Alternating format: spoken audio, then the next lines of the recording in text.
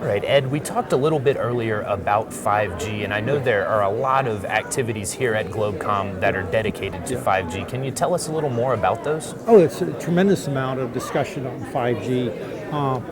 On Sunday morning, there was a whole tutorial session, which the room was overflowing. They actually had to expand the room, where some of the team at Qualcomm, who's actually developing the technology for 5G, gave a half-day, basically, tutorial on their vision and also what's happening in the industry on 5G. We've had a number of other panels.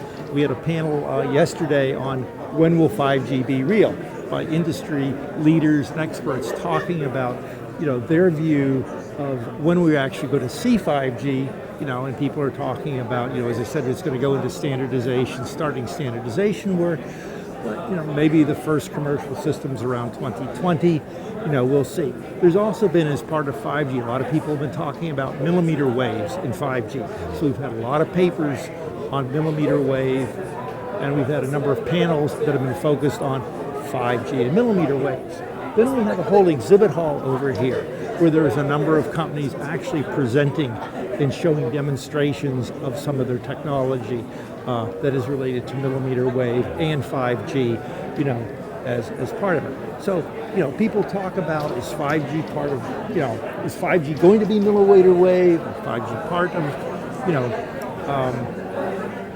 millimeter waves are going to be part of 5G. My view is millimeter waves are going to be a component of 5G, but 5G is going to be very comprehensive in terms of technology.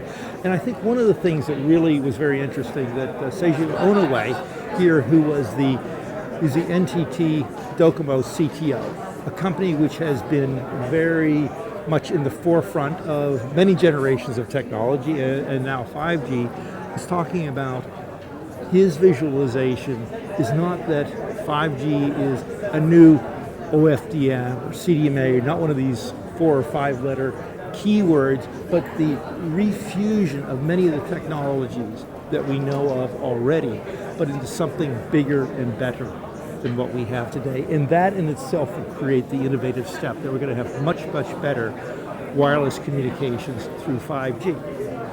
That was a very interesting keynote, and for the viewers at home, that is available on the Globecom playlist on our YouTube channel. I'd encourage you to take a look at that. Yeah. And Ed, I guess what I'm curious about, when we consider 5G, to my wit, densification, huge part of it, more efficient spectral use, and more spectrum, that's where this millimeter wave comes in. But the technology aside, what is the transformative promise of 5G, and what does it mean for the way that you and I live and work?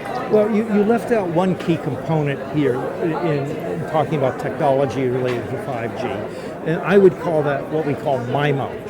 Absolutely. Okay? But it's more massive MIMO, okay? And massive MIMO really means large numbers of antennas. And with large numbers of antennas, we're going to be able to get very sharp, narrow beams, pencil beams in almost the extreme, okay? And in fact, really one of the very interesting things that happened here today was Tom Marzetta, who actually has done some of the fundamental work in MIMO and massive MIMO, actually received the award as an IEEE fellow at our award ceremony, basically yesterday at lunch. But going back to this, how's it going to be for the user? We talk about sort of 3 pillars of 5G in some sense. One of them is massive broadband communications. Okay, that's basically more of what we get, higher performance, lower delay, better throughput for what we have today, from our handsets, our cell phones, and particularly better coverage, and uniformity of coverage. And that is one of the key aspects that people are talking about. Another key aspect that people are talking about is clearly the Internet of Things. Being able to connect to the huge numbers of devices that are out there, or people are thinking that are being out there. We hear estimates of 50 billion devices in a few years, whatever it is.